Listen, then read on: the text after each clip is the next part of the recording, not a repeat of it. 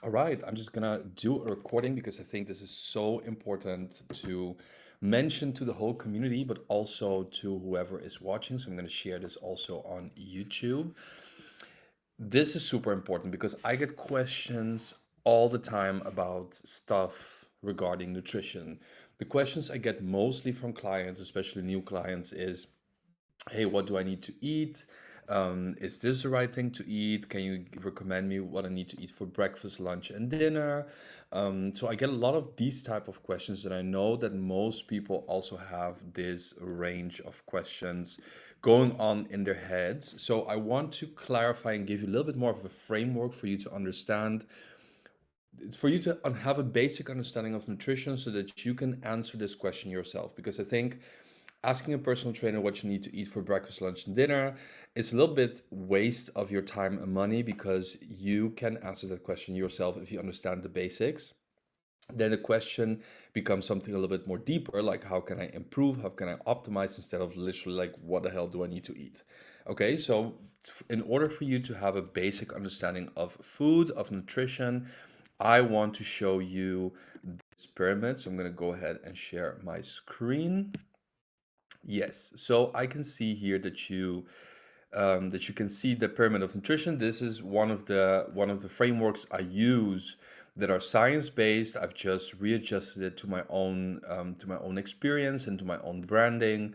But this is the basic of nutrition that I've studied during my years at university, during my years at nutrition and dietetics. I've seen this pyramid in many different ways, in many different types of trainings, but it all boils down to the same thing, which is that in a pyramid, as you can see, the pyramid explains that the lower part of the pyramid is the most important part and the upper part is the least important part.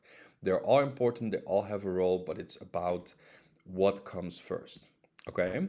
So, the first part that I want to clarify, I think a lot of people get this wrong, is very simple. Calories is the most important thing. So if your calories don't add up, if you're overeating, you will gain weight. If you're under eating, you will lose weight or you will not gain weight in any case. And this is so important to understand because I think a lot of people try different strategies or different tactics actually, like intermittent fasting, or they try um, like detoxing, cleansing, or whatever. But if you don't understand the principle of calories, then it doesn't matter what you do. If you're still eating too much calories, you will gain weight anyway. The second part is the macronutrients, which is the big building blocks your body is using to basically keep you functioning, right? So, protein, carbs, and fat. I think everybody's heard of this. Proteins for muscle building, for a lot of processes in your body, hormones as well, carbs for energy, for fuel, and fats for general health, but also for fuel. These blocks, this is literally like calories. Calories is more like the energy source, and macronutrients is more like the type of energy, the type of fuel you're putting in your tank. That's the best way to compare it to. So the calories is like, okay, your body has like an X, it's like a car. It needs an amount of fuel to drive the distance during a day. And your body also needs different types of fuel because your body's not like just a car. A car is much more simple than your body. Your body needs different types of fuel to do different types of things to keep the car going. That's the easiest way to explain it. So, if you're only using one type of fuel, so you're only eating protein, only eating carbs, only eating fat, there will be a moment where your car will stop working. So, your body needs all three types in the right amount. Protein being 2 grams per kilogram on average. It can be a little bit less, it can be a little bit more depending on your situation. Um, and carbs and fats, it also heavily depends on your situation, but there are also ways to approach this. What you do not want to do is eliminate one of these three. You do not want to eliminate protein. I think nobody does that. But you for sure do not want to eliminate carbs, which a lot of people do, and then wonder why they're stuck. So you do not want to eliminate carbs and you do not want to eliminate fat either because fats are very important, sorry, for your general health, for your fuel, for your brain health, for your heart health. And as you can see here, you should focus also on omega 3 because it's also a very important part of fat. The third one being micronutrients. And as you can see, I've made them the same color because these three things put together make like the bulk of your nutrition. If you've got these three things down, if you've got them correctly, then the rest is like a nicely added bonus. These three things are the biggest things. They're the three things you should focus on in the beginning. And once you have this down, you have a good routine, you are focused on these three things and you have them right and you see results, then you can move on to 4 and 5, which is timing, which is when you're eating, and supplements. Okay, so this is literally like the basis. If you have these 3 points down and you add 4 and 5 on top, then there's like a nice to have, but for sure 1, 2, and 3 are the nicest and best ones to have. So questions I get asked a lot of time: what do I need to eat for breakfast, lunch, or dinner? My answer will always be it depends on what the total day looks like. So there's no best breakfast, there's no best lunch, there's no best dinner. It all depends on how you're structuring your whole day. And I know that that's like a more complicated answer. We all want an easy answer, but the truth is this is the answer. And the easy answer is that you should learn how to track your calories so that you can have more freedom and control over your day.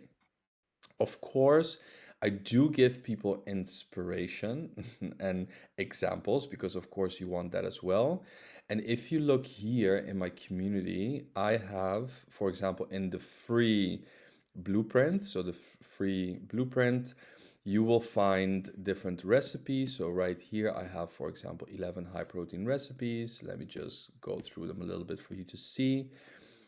Like here, you can find the oats, Greek yogurt. So these are two examples of good breakfasts. I've got a few lunch ideas. I've got a few snacks. I've got a few dinners. And you can also make them vegetarian. You can make them meat-based. You can make them plant-based, however you want. So these are a few examples of good meals. They're mostly whole foods. They're mostly like fresh products. So you can use this as a good example. These are all personal trainer approved by me, coach approved, let's say that. Okay. So you can use these in the community. They're all available for you to use. I would suggest you to go through them, take a look, and just check it out.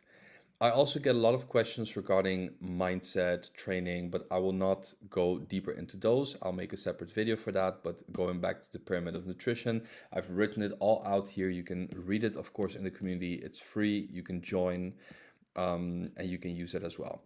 A couple of other things I want to like stress out. As you can see here, the question I also get a lot is, okay, how do I lose weight? Like, what do I need to eat to lose weight? Or what do I need to eat to gain muscle? And this is, I think, the easiest answer, the easiest way to explain it. As you can see here, there is a scale, which is training on one side. It says calorie out. So like how much you train, how much you move, like the most important movements you do during the day.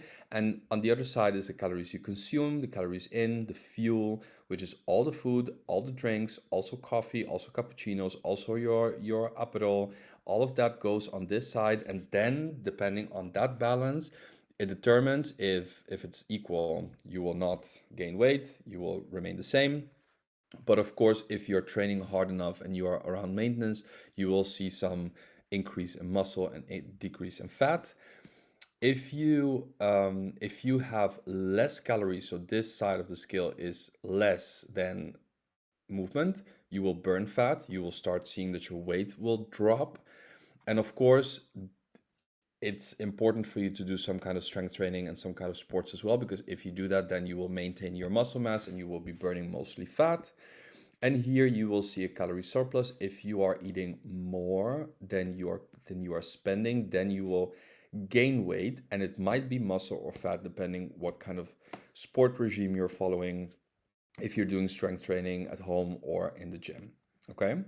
So these are the most important things I wanted to walk through. Please take a look at the pyramid of nutrition. As you can see here, it's in the community. It's a downloadable PDF. You can read through it, but I also have like the text version here in the community, so you can just read through that as well.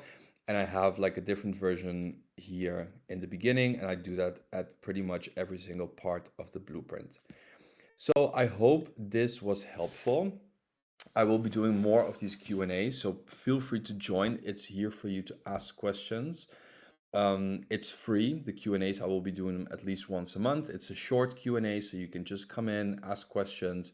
Maybe you have, maybe you would like to know something in your specific situation that is not necessarily part of the theory I teach here and the examples I show. Then it's nice for you to come in. You can just ask me questions, and maybe you will then be able to see some results where you have not been able to see results before. So anyway, if you have questions, join the Q&A. Otherwise, I will see you in the blueprint. Cheers.